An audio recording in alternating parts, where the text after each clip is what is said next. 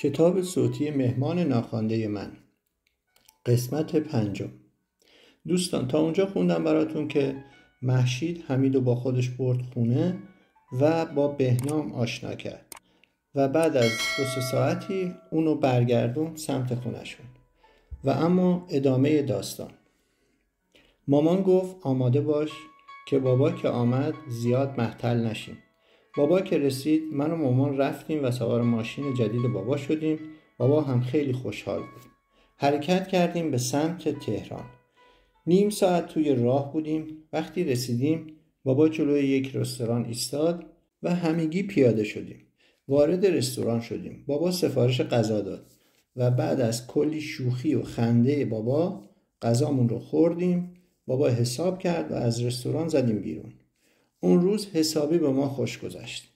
بعد هم کلی توی شهر گشت زدیم و همگی با حال خوب برگشتیم خونه. اون شب خسته و کوفته به رخت خواب رفتم. ولی فکر و خیالهای گذشته دوباره آمد سراغم. بعد از نامزدی با مهشید میشه گفت هر روز بعد از کار مهشید ما با هم بودیم. توی همین با هم بودنها تمام خریدهای عروسیمون رو انجام دادیم. قرار شد من توی یه جای خوب تهران یه آپارتمان بخرم که وقتی ازدواج کردیم مستقیم بریم توی خونه خودمان. بعد از کلی گشتن و این در اون در زدن آپارتمان مورد علاقمون رو پیدا کردیم. ولی یه خورده گرونتر از بودجه ما بود. البته بابا گفت نگران نباشید. بقیه پول خرید آپارتمان با من و همین طور هم شد. ما صاحب یه آپارتمان شیک و قشنگ شدیم. البته با کمک بابا. بعد بابا گفت الان دیگه وقت ازدواجه و نامزدبازی دیگه بسته. ما هم که از خدا خواسته خلاصه افتادیم دنبال سالن و سروسات عروسی. کار من و مهشید شده بود کارت نوشتن و پخش کردن. بابا و مامان هم حسابی خوشحال بودن و سر از پا نمیشناختن. تمام این مراحل تموم شد و شب عروسی رسید. بعد از کلی بزن و بکوب ما رفتیم سر خونه و زندگی خودمان. یک زندگی مشترک با اون کسی که دوستش داری واقعا لذت بخشه. زندگی ما همینطور ادامه پیدا کرد تا وقتی فهمیدم که مهشید آبستنه. خوشی ما چند برابر شد. لحظه شماری میکردم تا روزی که بچه‌مون به دنیا بیاد. بالاخره اون روز هم رسید. خدا یه پسر کوچولو و خوشگل به ما داد. اسمش رو گذاشتیم بهنام.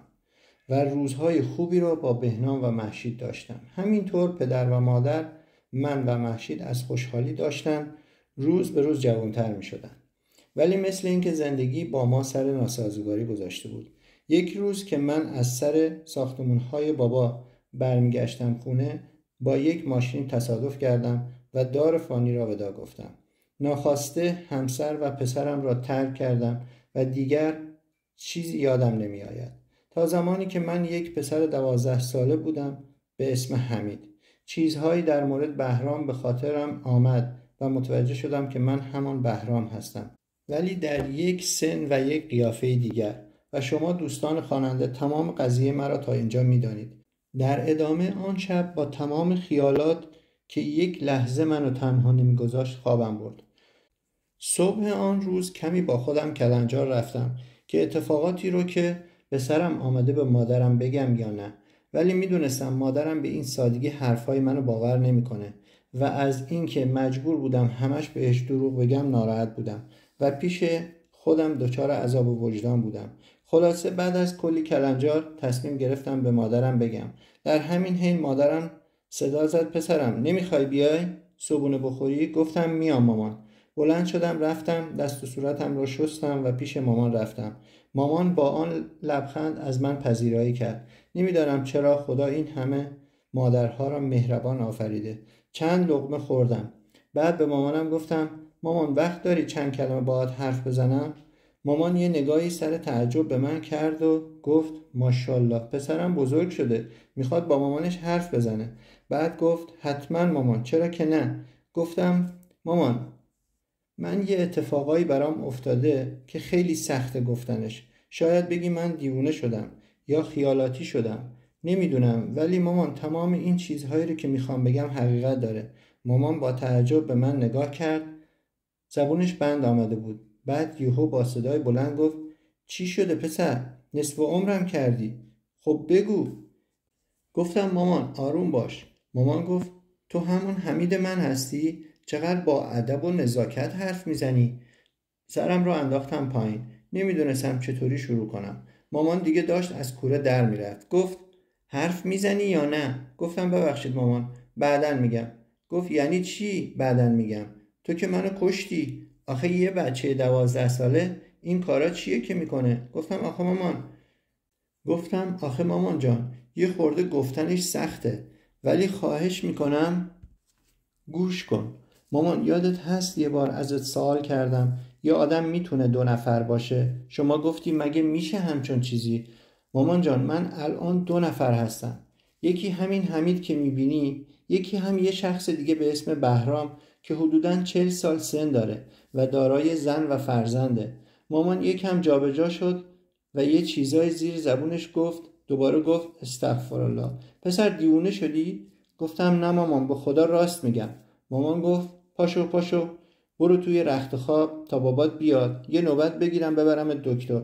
بعد با خودش گفت 100 بار به این مرد گفتم این بچه نرمال نیست. هی میگفت چرا حرف برای بچه درست میکنی؟ از کار خودم پشیمون شدم. به هیچ طریقی نمیشد با مامان کنار آمد. اون منو یه روانی میدید. البته بهش حق میدم. اون روز برای خودم دردسر درست کردم. چون وقتی بابا آمد خونه، مامان همه چیز رو به بابا گفت. بابا هم سراغم آمد و گفت چی میگه؟ من که از ترس به خودم میلرزیدم، نمیدونستم چی بگم. چون اگه بابا میفهمید دیگه نمیذاشت از خونه برم بیرون.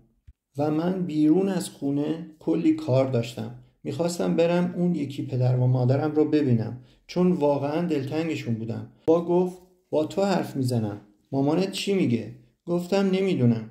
مگه چی میگه؟ توی همین لحظه مامان آمد توی اتاق و گفت حالا نمیدونی من چی میگم؟ نه اون حرفایی که میزدی چی بود؟ گفتم مامان من فقط خوابم رو برات تعریف کردم. مامان گفت تو نگفتی خواب دیدم. بعد رو به بابا کرد و گفت الان میگه خواب دیدم. بهتره یه نوبت بگیری پیش یه دکتر و روانشناس. خب خودم میبرمش دکتر، ببینم باهاش صحبت کنه، من خیالم راحت شه. بعد بابا با آرامی گفت خب بابا چه خوابی دیدی؟ میشه برای من تعریف کنی؟ گفتم اینقدر مامان داد زد که اصلا خوابم یادم نمیاد. بعد با التماس گفتم بابا به خدا خواب دیدم. اون موقع یه چیزهایی یادم میومد، خواستم برای مامان تعریف کنم، ولی مامان گفت نه تو دیوونه شدی و نذاشت. الان همه چیز یادم رفته. بابا گفت چطور میشه اون موقع یادت بود الان یادت میاد؟ گفتم درست یادم نمیاد. بابا گفت خب هر چی یادت میاد بگو. گفتم من خواب دیدم بزرگ شدم و زن و بچه دارم. بابا خندید گفت همش همین؟ گفتم آره. بابا رو به مامان کرد و گفت خوبه، این که خیلی خوبه، پسرمون بزرگ شده، بچه دار شده، این کجاش بده زن؟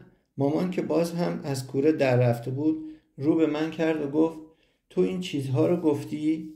بعد رو به بابا کرد و گفت من نمیدونم، اگه تو کاری نکنی خودم میگردم یه دکتر پیدا میکنم میبرمش دکتر. من باید بفهمم این بچه چرا هر چند وقت یک بار هزیون میگه. شاید یه مشکلی داره. من نباید بفهمم مشکلش چیه؟ بابا باز هم خندید و گفت خانم این بچه است، روزها 1000 فکر و خیال میکنه، شب خواب میبینه. همه بچه ها همین طور هستن. تو هم مامانش هستی. اگه خوابش رو برای تو تعریف نکنه برای کی تعریف کنه؟ مامان با عصبانیت از اتاق رفت بیرون. بعد بابا گفت ببین پسرم، آدم تو روز هر کاری رو زیاد انجام بده و فکر کنه امکان داره شب خوابش رو ببینه. وقتی خوابهای عجیب و غریب میبینی نباید برای کسی تعریف کنی. البته مامانت غریبه نیست، ولی چون روی تو خیلی حساسه و خیلی دوست داره اینطوری از کوره در میره. فکر میکنه که تو مشکل داری. از حالا هرچی خواب دیدی بیا برای خودم تعریف کن. خب بابا؟ گفتم چشم. بعد به بابا گفتم یعنی من مشکلی ندارم؟ بابا خندید گفت معلومه که مشکل نداری پسرم. بعد گفت خب حالا برو به کارات برس، چند روز دیگه باید بری مدرسه. اون روز به خیر گذشت، ولی مامان دست بردار نبود و همش پرسجو میکرد یه دکتر روانشناس خوب پیدا کنه. بالاخره موفق هم شد. یه نوبت گرفت که منو ببره ویزیت کنه. با اینکه مدرسه باز شده بود و من باید مدرسه میرفتم، روزی که نوبت دکتر داشتیم مامان آمد مدرسه و منو با خودش برد پیش دکتر. دکتر روانشناس یه خانم مهربون بود. اولش میخواستم هیچی نگم، چون با قول بابا فکر میکردن من دیوونه هستم، ولی اینقدر با من با حوصله و مهربانی حرف زد که من تسلیم شدم. خانم دکتر گفت میتونی برای من تعریف کنی چی شده و از کجا شروع شد؟ من هم اتفاقایی که روز اول برام افتاده بود رو براش تعریف کردم. وقتی بهش گفتم که مهشید رو پیدا کردم و باهاش صحبت کردم، حسابی تعجب کرد و از من خواست که آدرس و تلفن مهشید رو بهش بدم. اول ازش قول گرفتم که با مامانم چیزی نگه و بعد خودم اول با مهشید صحبت کنم. اگر مهشید اجازه داد شمارش رو بدم به خانم دکتر. خانم دکتر قبول کرد و قرار شد جلسه بعد اگه مهشید اجازه داد شماره مهشید رو بهش بدم. بعد خودم از خانم دکتر سوال کردم خانم دکتر من دیوونه هستم؟ خانم دکتر با مهربانی به من گفت نه عزیزم، تو نه تنها دیوونه نیستی بلکه یه آدم استثنایی هستی و قول داد به من کمک کنه که با همه چیز کنار بیام. اون روز خیلی خوشحال بودم چون واقعا فکر میکردم که دیوونه هستم. الان دیگه مطمئن بودم که حداقل دیوونه نیستم. بعد از اینکه صحبت کردن من با دکتر تموم شد، مامان رو صدا کرد و گفت باید هفته دیگه دوباره بریم پیش دکتر و یه نوبت داد برای هفته بعد. مامان از خانم دکتر سوال کرد وضعیت پسرم چطوره؟ خانم دکتر گفت اصلا نگران نباش، حمید یه پسر استثنائیه، ولی چند جلسه باید بیاد تا من بتونم بهش کمک کنم که بهترین راه رو انتخاب کنه. مادر هم خوشحال شد.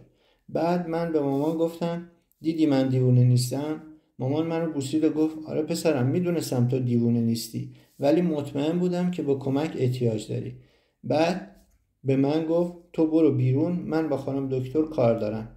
من رفتم بیرون ولی صدای مامان را شنیدم. به خانم دکتر گفت ولی پسر من حرفای عجیبی میزنه. خانم دکتر گفت شما باید کمی صبر داشته باشی، من همه حرفای اونو بشنوم و بعد نتیجه گیری کنم. در ضمن شما نباید بهش بگید دیوونه. شما اینقدر این حرف رو بهش زدید اون باور شدی که دیوونه است. بعد خانم دکتر به مامان گفت شما دیگه راجع به این موضوع اصلا باهاش حرف نزنید و بذارید من تحقیقاتم تموم بشه و نتیجه رو به شما میگم. یه چیزهایی توی مغز حمید هست که باید ببینم تا چقدر حقیقت داره. فقط اینو بدونید که اون اصلا دیوونه نیست و خیلی هم پسر عاقل و فهمیده هست. در آخر هم گفت که هفته دیگه شما رو میبینم. اون روز هم تمام شد و ما برگشتیم خونه. ولی من نمیدونستم چطوری با مهشید صحبت کنم چون میخواستم ازش اجازه بگیرم و تلفنش رو به خانم دکتر بدم. دنبال یه فرصت میگشتم که مامان خونه نباشه که بتونم به مهشید زنگ بزنم. روز بعد وقتی مطمئن شدم که مامان توی حیاط حسابی سرگرمه، وقت رو غنیمت شمردم و زنگ زدم به مهشید. وقتی مطمئن شدم که مهشید منو شناخته بهش گفتم که مامانم منو برده پیش یه دکتر روانشناس. من راجع به شما با دکتر حرف زدم. البته ببخشید بدون اجازه شما اسم شما رو گفتم، ولی الان دکتر میخواد با شما حرف بزنه. میتونم شماره شما رو بدم؟ بله عزیزم، هیچ عیبی نداره. یا اینکه آدرس دکتر رو بده، من خودم میرم پیشش. گفتم واقعا میرید؟ گفت البته که میرم. بعد آدرس دکتر رو به مهشید دادم. فردای اون روز مهشید رفت پیش دکتر و با دکتر گفته بود میخوام راجع به حمید صحبت کنم. دکتر هم سریع اونو پذیرفت و از اون خواسته بود که هرچی راجع به حمید میدونه بگه. مهشید تمام اتفاقایی که بین ما افتاده بود رو برای دکتر تعریف کرد و خانم دکتر هم حسابی شوکه شده بود. بعد به مهشید گفته بود که این یکی از نادرترین چیزهایی که تا حالا دیدم.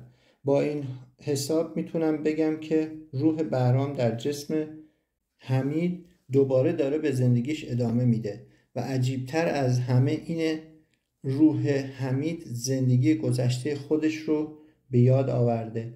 خانم دکتر میگفت من این موضوع رو قبلا توی کتاب‌های افسانه‌ای خونده بودم ولی الان مطمئن شدم که وقتی یه انسان عمرش تموم میشه، روح اون شخص میتونه در یک جسم دیگه به زندگی ادامه بده، ولی 99% زندگی قبلی خودش رو به خاطر نمیاره و زندگی حمید میتونه جزو همون 1% باشه. و موضوع مهمی که اینو به ما ثابت میکنه تاریخ مرگ بهرام هستش که دقیقاً مصادف هست با به دنیا آمدن حمید. وقتی جلسه بعد من رفتم پیش خانم دکتر تمام این چیزها رو برای من تعریف کرد و تازه من متوجه شدم چه اتفاقی برای من افتاده. با این حساب من بهرام نبودم، من همان حمید بودم، ولی با روح بهرام. خانم دکتر از من سوال کرد شما میتونی به من بگی که بهرام تا چه مقطعی درس خونده بود؟ گفتم بهرام مهندس معماری بود. بعد گفت خب و تو الان کلاس چندم هستی؟ گفتم من کلاس دوم راهنمایی هستم. بعد خانم دکتر گفت یعنی الان من اگر یک مسئله در حد دیپلم بدم به شما میتونی اونو حل کنی؟ من که اصلاً به این فکر نکرده بودم، توی جواب خانم دکتر موندم. گفتم نمیدونم. بعد خانم دکتر گفت تو در اصل الان 2 شخصیت داری، درسته؟ یعنی هم میتونی حمید باشی و هم بهرام. وقتی با دید بهرام به مسئله نگاه کنی میتونی راحت اونو حل کنی و وقتی با دید حمید به مسئله نگاه کنی نمیتونی اونو حل کنی. ولی در کل تو این توانایی رو داری که هر مسئله‌ای رو که در حد یک مهندس معماری هست رو حل کنی. فقط کافیه که خودت اینو باور کنی. من که یه خورده گیج شده بودم از خانم دکتر خواستم که جلسه اون روز رو تموم کنه که من بتونم یه خورده به حرفای خانم دکتر فکر کنم. اون ملاقات تموم شد و من حس می‌کردم خیلی چیز دستگیرم شده. البته فکر می‌کردم برای من خیلی زیاد هستن. آخه من تمام دل مشغولی که داشتم تا حالا این بوده که توی زمین چطوری فوتبال بازی کنم که بتونم بیشتر گل بزنم. همین. ولی الان باید به این فکر کنم که هنگام خوابیدن بهرام هستم و هنگام بیدار شدن حمید، چون وقتی از درس و مشق و بازی فارغ می شدم و توی رخت خواب می رفتم فکر بهرام و مهشید و بهنام به سراغم می آمد و با همین فکر می خوابیدم. ولی صبح که از خواب بیدار می شدم و می خواستم مدرسه برم دوباره همان حمید بودم که تمام فکر و ذکرش فوتباله. خلاصه به همین منوال شب و روز من می گذشت تا اینکه خانم دکتر تصمیم گرفت که همه این مسائل رو به مامان بگه. وقتی مامان فهمید از یک طرف برای من دلسوزی میکرد، از طرف دیگر دوست داشت از همه چیز سر در بیاره. میخواست بدون مهشید کی هست. دوست داشت پدر و مادر قبلی منو ببینه. البته خودم هم اونا رو تا حالا ندیده بودم و خیلی دوست داشتم اونا رو ببینم. و وقتی مامان همه چیز رو فهمید به بابا گفت. بابا هم میگفت پسرم چرا با خودم حرف نزدی؟ چرا از من پنهان کردی؟ مامان میگفت همان اول باید به من میگفتی، نه اینکه من مجبور بشم تو رو ببرم دکتر که این مسائل رو بفهمم. نمیدونستم چی بگم به مامان، چون هر وقت میخواستم بهش چیزی بگم سریع به من میگفت دیوونه شدی. با همه این حرف ها من هیچی نمیگفتم و مامان هم بیشتر حق به جانب بود. ولی راستش رو بخواید من خودم هم نمیدانستم چه اتفاقی برام افتاده. یک روز از مهشید خواهش کردم که منو ببره خونه پدر و مادر بهرام که من بتونم اونا رو ببینم. مهشید قول داد که اول اونها رو آماده کنه و بعد با هم بریم و پدر مادر رو ببینیم. روزها همینطور میگذشت. مهشید که دیگه با مامان حسابی دوست شده بود مرتب میومد خانه ما و من و بهنام هم با هم حسابی دوست شده بودیم. ولی بهنام از هیچ چیز خبر نداشت و فکر میکرد من پسر دوست مامان هستم. همینطور حسابی با هم اخت شده بودیم و من از با اون بودن لذت میبردم و دلم نمیخواست هیچ کس به بهرام چیزی بگوید. منظورم این است که هیچ کس با بهرام بلند حرف نزند یا اونو دعوا نکنه، چون یه جورایی اونو پسر خودم میدونستم، پسری که 1 سال از من بزرگتر بود. به همت علم بهرام من هم یه نابغه شده بودم و توی مدرسه تموم درس‌ها رو ازبر بودم. یه روز مهشید گفت با بابا و مامان بهرام صحبت کرده. خیلی کنجکاو بودم ببینم چی گفته. مهشید گفت یه روز که رفته بودم خونه بابای بهرام مامان بهرام گفت میخوام برم سر قبر بهرام، شما هم میای بریم؟